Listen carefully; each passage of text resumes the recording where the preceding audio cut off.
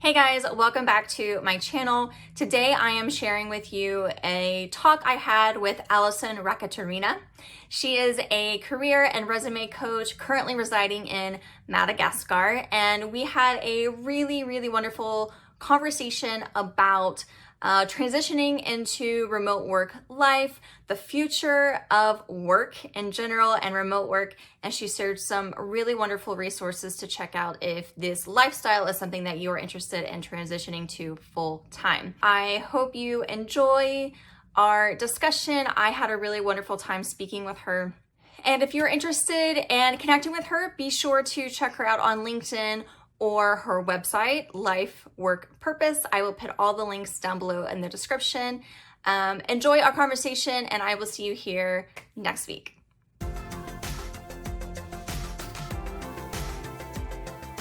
Hey guys, welcome back to my channel. Today I have a guest with me, Alison Rakotonirina. Is that good? That's great. Great. She is a career and life coach, and she is going to talk with us a little bit today about working remotely, her journey into it, as well as some tips and for people who maybe want to transition into this lifestyle, because she is an expert. So Alison, thank you for joining me. I really appreciate it, especially because of our time difference. You're in Madagascar and I'm in the US, so it's end of your day there. It's nighttime, so I appreciate you joining me. I'm actually really excited to talk to you because you have a really interesting background, and I love talking to people who work remotely, who like made that transition for themselves, but also work in non-traditional sort of fields and industries. So do you want to talk about your experience from going from executive director at a nonprofit to, transitioning online, and then also moving to Madagascar? Like what was that motivation was and what you kind of experienced? Yeah. So I, back in 2010 or so, made the decision that I was going to go after my dream job, and that was to be the executive director of an NGO or a nonprofit. And in 2011, that came true. I had the job. It was an amazing job. I was able to travel between Colorado and Haiti. And I got to do a lot of things that I never really expected I would do. But I was also a young mom. I was recently married, all of these sort of things coming together. And I was easily spending 60 to 80 hours per week working. And I also was never with my husband. And so at a certain point, I said to choose between my life and what was important to me, and was the job really what I wanted and needed. And that resulted in me taking a leap of faith, quitting my job without any clue what I was going to do, moving to France actually at the time, and then just sort of showing up there and being like, okay, now what? Do I get a job here? What am I going to do? And I started applying for jobs in France, and I realized that where we lived, there wasn't anything that would pay me what I wanted. And also that I really wasn't, I think part of it was the lower pay scales that really forced on me the idea that the value of leaving my kids home or with daycare and not doing something I loved for not enough money was not worth it. And so that led me down the road of what do I want to do? What can I do? What can I do from home? And I really fell first into the role of ghostwriting and online business management and, sort of virtual assistant type work and things like that. And in 14, actually, it was 2014, I read Brené Brown's book, The Gifts of Imperfection. And we can maybe talk about that again later. Mm-hmm. But when I read this book, I wrote down that I wanted to help people tell their stories. And that was like, it just resonated with me at that point in time. And around that same time, one of my clients asked me to do his resume. And that just spiraled into me becoming a resume writer. And at first I thought it wasn't a real job or not up to my standards or whatever. But the more I wrote resumes, the more I fell in love with the human connection and the vulnerability and people sharing their dreams with me. And it led me to do more digging myself and ultimately led me into becoming a career coach. And also recognizing I'd kind of always been a career coach, that I'd always been coaching people, that even, you know, when I'd been in high school, I'd been coaching peers. And so it was like a natural progression for me, but it was something I didn't expect until I made that leap of faith and I was really clear about my values. And so it was kind of like this journey from values to what I could do led me to being a career coach, which is what I now do with other people. And I designed it all so I could do it remotely, first in France and now in Madagascar. Is that where you came up with the work-life purpose, like title? Exactly. That life, we all want, we've got life, right? Yeah. And part of it is what I started to recognize is that people love to work. When you're sitting at home without a job, there is no fun in that, honestly. Like, we want to accomplish something in our days. And if you actually, when I studied positive psychology, that's one of the things. Accomplishment is like 1/6 of what people study in positive psychology, because you can't flourish if you don't feel like you're moving forward and accomplishing something. So exactly that, life, work, and connection to your purpose. Yeah, so that's awesome. Yeah. It's always so exciting to talk to people who like feel like they've really honed in on what that is for them. And then just like you said, like sometimes at first it doesn't feel like a real job because it feels, I don't want to say easy, but it just flows that you're like, is anyone going to take this seriously? And so, but yeah, I think a lot of people have that realization of like, oh no, this is real and it's valuable to me, and other people find it valuable, which is great. So in your experience, shifting from executive director, and it sounds like you've done a lot of travel even within like your, say, corporate job, and then also your remote job in Haiti and France and now in Africa. Like, what are those mindset shifts that need to happen to go from working for a company and working for yourself and kind of putting yourself out there? So it's a good question, because a lot of times all you want when you're working for somebody else is, well, maybe not everybody wants this. All I used to ever want was not to have a boss, for example. But then you discover when you're working for yourself or you're working remotely and there's not somebody checking on you, that sort of structured system provides accountability. And so that mindset of accountability and understanding, you know, are you somebody, I have an obliger personality. So I tell somebody I'm going to do something, or if I have an appointment, I always do it. But if I make an appointment with myself, it's really easy to schedule in something with somebody else and not do it. And that's the sort of thing that when you've got a job and you've got a task list, and, you know, even as executive director of an organization, I had a board that I was answering to, so I had directives and things like that. So really, you know, understanding how you work and then having a mindset that allows you to manage yourself. And that also, you know, one of the other things is then sometimes we feel like we're not being productive when we work from home. So the number of people I know, and it's actually really common, I think, right now with this COVID situation, of people getting burned out working from home, because you feel like I'm at home, so I have to work twice as hard.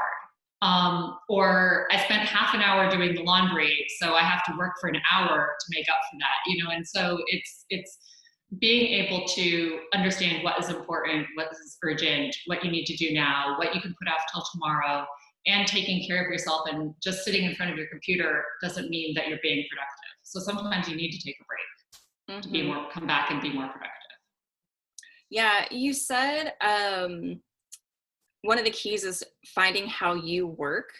Do you have any tips or tricks for people to, especially if they've only ever worked for a company and worked for someone else, they may not even know what, like, how best they work? Do you have any advice for people? You know, this is where some of those psychology, work psychology surveys, things like that come in handy. And so, you know, and there's popular ones out there. There's Gretchen Rubin, you know, so there's like the obliger, the rebel, the whatever, you know. So understanding how you respond to other people and how you manage yourself, because really, like, what Gretchen Rubin talks about is is self-management. And so, like, a rebel they could say, well, I'm going to do my own thing, so I'm not going to do anything. But that's not productive. Whereas if you're say, I'm going to work for myself so that I can change the world, you switch your mindset. So understanding how to manage yourself in that sense. I love to use the strength finder, the Clifton strength finders, you know, that I love those. Yeah. But those are important too, because some people have, if you're a creator, you may find yourself creating all the time, but at some point you have to stop. So you have to be aware, or just because you're good at strategy, so at some point you have to implement. You can't just keep making new strategies. And so understanding how you work. Are you somebody that's going to benefit from having an accountability partner? Do you need to have a business partner? Are you going to work for yourself? Maybe your remote job is working for another company, because understanding all these different things about how you work. If you're an extrovert, for example, maybe you need to go to a cafe to work for every afternoon or 2 days a week or something like that, so that you get the human interaction and you don't get depressed from staying home alone. So understanding your work psychology is, what are your strengths, but what's also your personality. That's really great. Thank you for sharing that. There is a lot of discussion right now, especially because of the global pandemic and a lot of people working from home, and a lot of times for the first time, and figuring out how they work best and realizing it may not have been how they were working. But what are some of the biggest benefits and the biggest downsides to actually being a remote worker, whether you work for a company or you work for yourself, just being remote in general? What have you seen either in your experience or, with some of your clients? I think the biggest part of it is being able to finally figure out how to make work-life balance work. And understanding actually ultimately that there is not really balance. It's sort of like polar or a pendulum that goes up and down. But when you work from home, to be successful working from home, you need to understand your values, your strengths. Why are you doing what you do? And how does exercise, eating, social time, family time, all of those things play into it? And then figuring out how to create a schedule that lets you work with that and to maximize that. And so obviously you have to get your work done. You have to get paid. If you have a boss, a big reason companies don't want to let people work from home is they think they'll be less productive. But if they can support their employees in figuring out what's important to them and creating a schedule that works for them, then people tend to be way more productive. Because if you're able to exercise, if you sleep better, if you get to eat right, you're going to feel better, you're going to be happier, all of these different things. And and your kids too. My kids, it was harder when they were little, but now they're 4 and 5, and they will come and visit me for 5 or 15 minutes. They'll get a hug, they'll get a kiss, I'll give them something to do, and eventually they'll get bored and they'll be like, bye mom. Yeah. And that's beautiful though, because I get to see them though. Whereas if I was at work, that would never happen. Yeah, you can use sometimes downtime is good, but sometimes it's nice to use that downtime to be more productive. And in some instances, productivity is just, saying hi to your family for 10 minutes. It doesn't always have to be a task list or checking something off your list. Sometimes it's, just getting to see the people around you. So what do you think in this creation of work-life balance with remote workers, and how the whole business world has kind of been turned upside down right now and trying to react to what's happening, where do you see the future of work going past 2020? It's kind of funny. I feel bad sometimes thinking about this because COVID is horrible, right?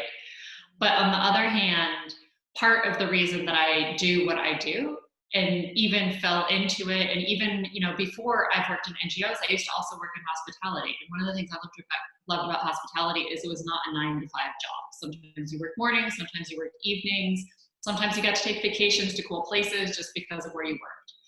And so, this new opportunity for people to pick where they live, pick where they work, pick when they work, as long as they get their work done, is the way to go, honestly. I mean, there's this whole idea of packing people together in cubicles. robots. I mean, that's like where you put robots. Yeah. It's not where you put people. And people, even your software engineer that's like all focused on his code is going to do better if he gets to go for a walk, or if he gets to work in an environment that's customized to him or to her. And so I really think this is, and you see it too with like Twitter and Facebook and all these companies saying you guys can work from home for at least a year, if not infinitely. Shows that the companies that know how to manage their people and work with their people are seeing that their people are productive and happy at home. And so, yeah. And plus, the other thing, I just had a conversation with a guy yesterday, he's a recruiter in California, sorry. And we were talking about the future of education too. That like right now in like, you hear of like the African diaspora or things like that, people that leave and then want to come back, right? But right now, why do people even have to leave where they're from to go because they need a better education or they need a better job? But if I could be an attorney or an accountant working remotely, and I can still have my salary and I can still have my education, but I'm in my home country, wherever that may be in the world, that's amazing, because that has the potential to change economies that have been stuck and stagnant, where everybody smart leaves. So on lots of different levels, there's so much potential change. Yeah, it'll be really interesting to see which businesses try to revert back to pre-COVID times. And I also want to mention that like, we understand that not every job can be remote. There are jobs that require you to be people facing, or, be in a shop or store, public transportation workers. This is more discussion about some of those companies that have been requiring people to work in an office for really no reason other than they just didn't trust them for a lot of the time. And that's why I love doing these interviews, is because you meet people who, I've met real estate agents who are able to travel and still, keep up their business, even though that would traditionally be a job where you have to be, in a single place. So going to your expertise. So you have worked with a lot of different people, a lot of Americans, but people from all over the world, on their careers, on their resumes, even, also just coaching, strategizing, giving, positive feelings towards them just to increase their confidence. Like, you kind of do a little bit of everything. And I just want to know, like, what are some things? So some people now are being forced to find a new job. Some people now have decided that what they've been doing really isn't what they want to be doing. And, COVID's kind of forced them into that. What are some small tweaks and things that people can do right now to better affect their future if they're looking towards getting a new job, or maybe even transitioning full-time into remote work? Yeah, that is a really excellent line of thought. And there's the first thing I always come back to, and it's funny because for the longest time, I was kind of put off by the word values, because a lot of times we think of values as being like what we're taught at home or church or something like that. But if you think of values as in like, what do I value in my life? Is it my health? Is it my wellness? Is it making a lot of money? Is it security? So making an impact, interacting with other people, collaboration. There are all these different kinds of things that you can value. And so the first thing really is being clear about that, because if you're not happy with where you are, there's probably a disconnect between the organization, the job, or something, and how that work is interacting with your home life that is not in alignment with your values. So clarity on your values.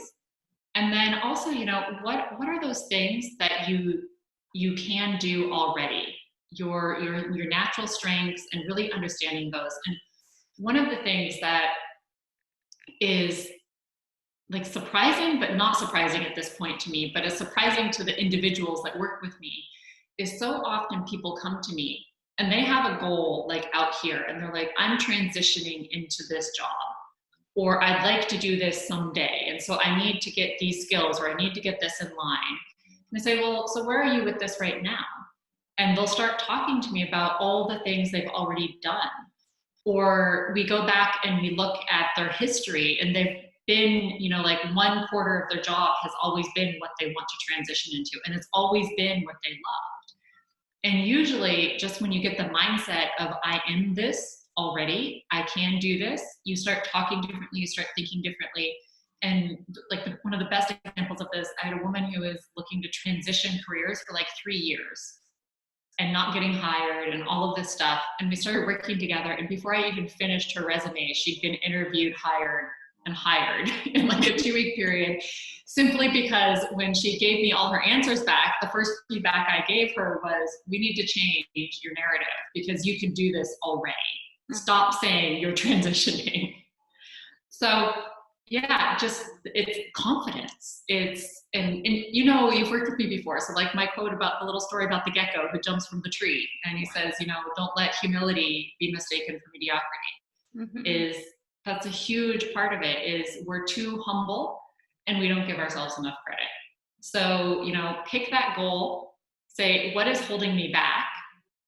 And is that what's holding you back real? Do you really need, maybe you want to be a doctor and you have not gone to medical school. That's a real hurdle, but you can make a plan for it, right? There's a strategy there. But if it's just something that's confidence based, then you just need to put everything together, get your story tight, and then just live it. Do it. Just do it. Just live it. Just yeah. do it. You mentioned Brene Brown's book earlier as being an influence on you. Have there been any other books or podcasts or leaders that you've found to be really inspiring that you think people should check out? Yeah, well, I'm going to go back because I mentioned that book, but I didn't say why. It's called The Gifts of Imperfection. And so if you're trying to work online, start your own business, and it ties back into what I was just saying, is at some point you just have to let go and be willing to make a mistake or not do everything perfectly. The gift of imperfection is it lets you move forward. And that doesn't mean you have to do a crappy job. It means you can't keep putting something off until it's perfect, because it will never be perfect. You just have to do it.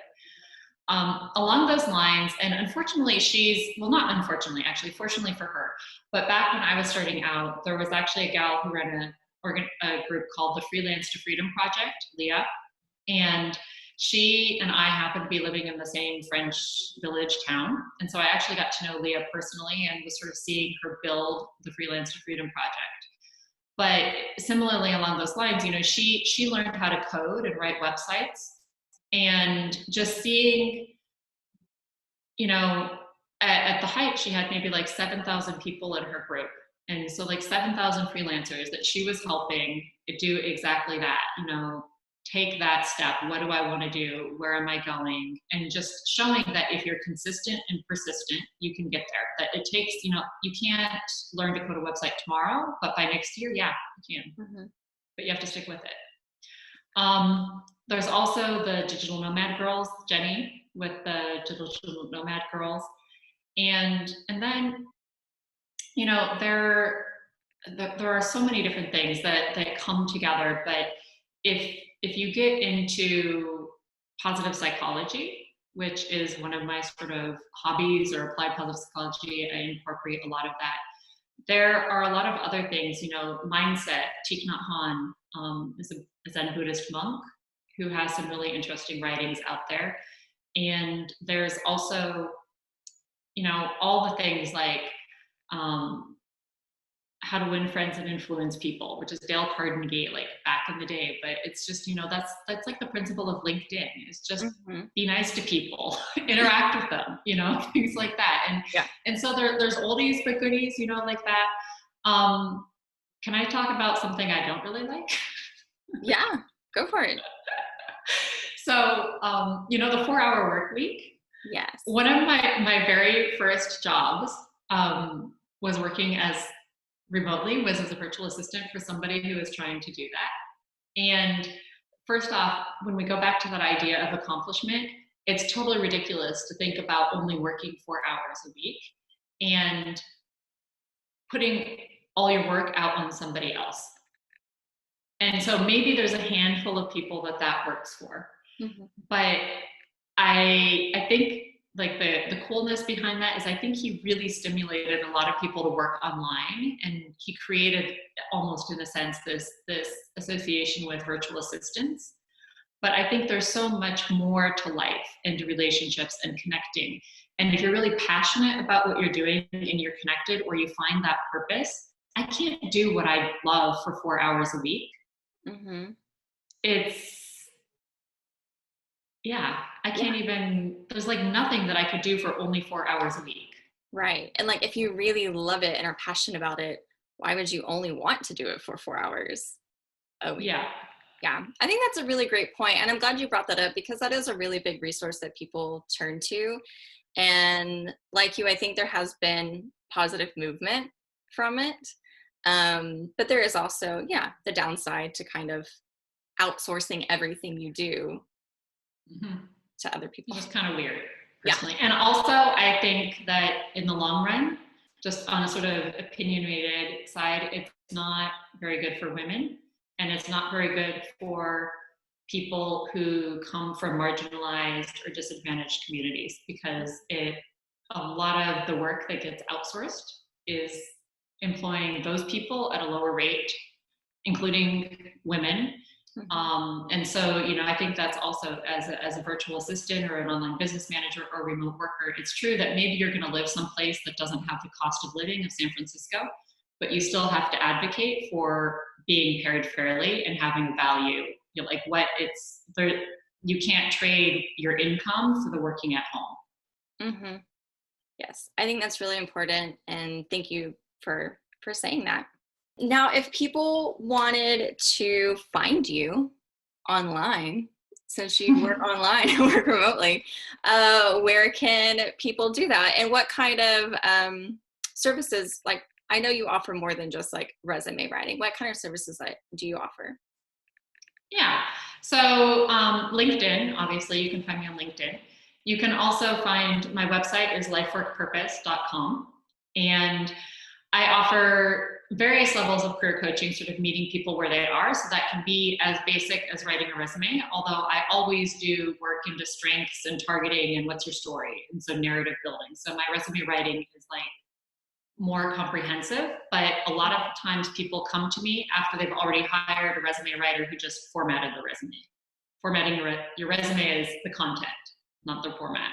So from that all the way up to career coaching, life coaching, and also leadership coaching. So I also work with primarily with women, but also with some men who are really looking to define themselves as a leader, to be a different kind of leader, not an authoritarian leader, but really sort of, if you go with Brené Brown's words, lead from within, and being confident in who they are and making the decisions they make. And then I also do life coaching, and really career coaching, any kind of blended coaching. By the third time you work with somebody, becomes life coaching, because life happens. And so, I do with some people, I do a mix. We may have one session that is a leadership session, and that will lead to a life coaching session the next time, because they realize that they are stuck, or they have a limiting belief that they want to work through, so that they can be a better leader. So I feel like ours turned into more life coaching for like so very true.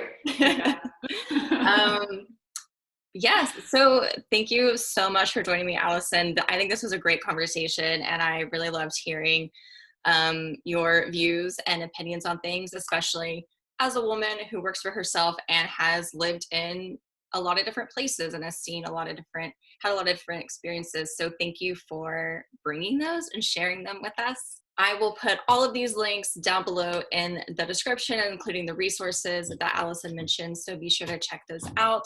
Thank you so much for joining me, you guys. Traveling Taylor is my channel, and I'm here every Tuesday. Bye. Thank you. Bye.